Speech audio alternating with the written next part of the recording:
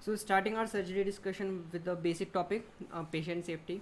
ठीक है, इम्पॉर्टेंट भी बहुत है, खासकर यदि प्रैक्टिकल लाइफ में ही बात की जाए, सिंस मेडिको लीगल केसेस इतने सारे आते हैं. ओके, सो पेशेंट सेफ्टी में we talk about mainly 3 events. Directly we are talking patient safety में 3 इवेंट्स की हम बात करते हैं. The first one of which is an adverse event. So एक एडवर्स इवेंट वो कोई भी इवेंट है जिसकी वजह से क्या हो रहा है, पेशेंट को हार्म एक्चुअली हो रहा है. सो इट इज़ एन, यदि इसको डिफाइन करेंगे हम, so it is an unwanted event that actually caused harm to the patient. Okay, इसका एग्जांपल हम लेते हैं. फॉर एग्जांपल पेशेंट किसी ड्रग के लिए एलर्जिक था, एलर्जी डॉक्यूमेंटेड थी, स्टिल हमने कोई ड्रग दे दी पेशेंट को, so it would be counted as an adverse event. Okay, second one is called as near miss event. ठीक है, इट इज़ सिमिलर. ठीक है, फिर से पेशेंट, हम एग्जांपल ले सकते हैं एलर्जी का ही, किसी ड्रग से एलर्जी थी और हम पेशेंट को सेम ड्रग देने वाले थे, बट कोई भी अनवांटेड इवेंट होने से जस्ट पहले हमने प्रिवेंट कर लिया उसे, तो उसे हम काउंट करेंगे कि इसमें नियर मिस इवेंट में. Sorry, I forgot here to conclude miss event. So the harm is here prevented. Patient को हार्म होने से पहले जस्ट हम प्रिवेंट कर लेते हैं due to timely intervention, what we call as timely intervention. So these are standard definitions. Okay, the another one, the third one is called as no harm event. It is a similar event. ठीक है, फिर से एक unwanted event है, but what finally happened is there is no harm to the patient,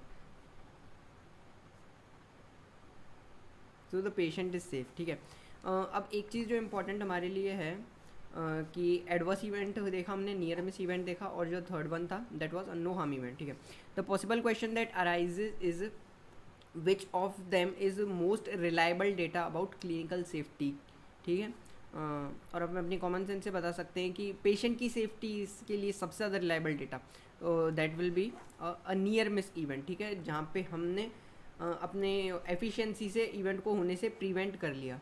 means कोई भी unwanted event हुआ नहीं है एक्चुअली. एडवर्स इवेंट में हम देख रहे हैं यहाँ पे अनवांटेड इवेंट अकर हो रहा है, नो हार्म इवेंट में भी इवेंट हो रहा है जो हम नहीं चाहते हैं.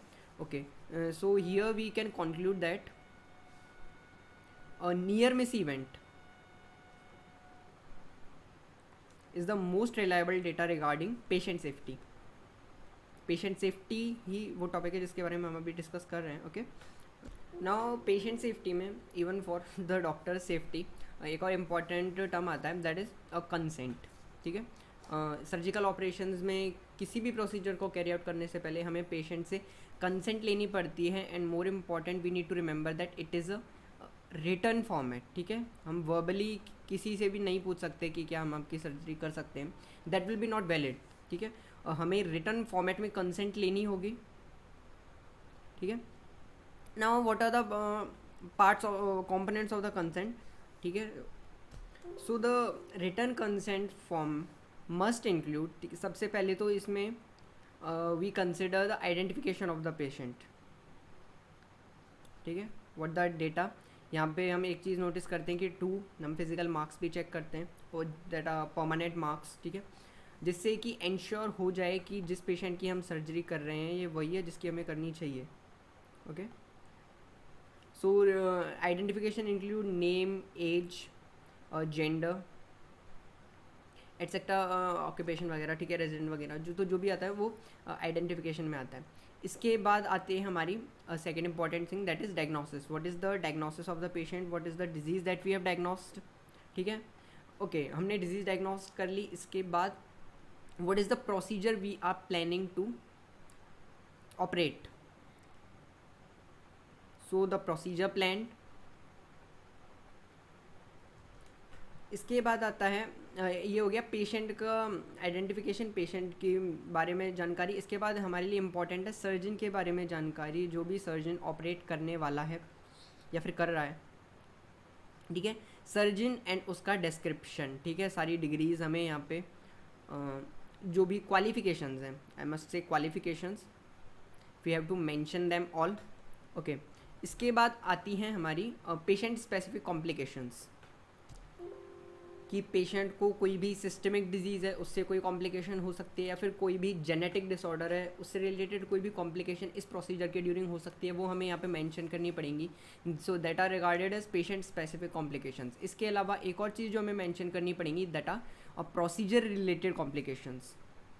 ओके, सो जो भी हम प्रोसीजर कैरी आउट कर रहे हैं नॉर्मली, उसमें कौन कौन सी कॉम्प्लिकेशंस अगर होती हैं, we need to mention them. ठीक है, अब इसमें एक क्राइटेरिया सेट कर रखा है कि कोई भी किसी भी प्रोसीजर की में यदि कॉम्प्लिकेशन की incidence rate it is more than 1%, ठीक है, आसान भाषा में मैं कहूँ, मैंने 100 पेशेंट्स का ऑपरेशन किया, यदि 1% से ज़्यादा किसी एक के अलावा दूसरे में भी यदि ये कॉम्प्लिकेशन हो गई, तो we need to mention it. ठीक है, what are the benefits of the surgery.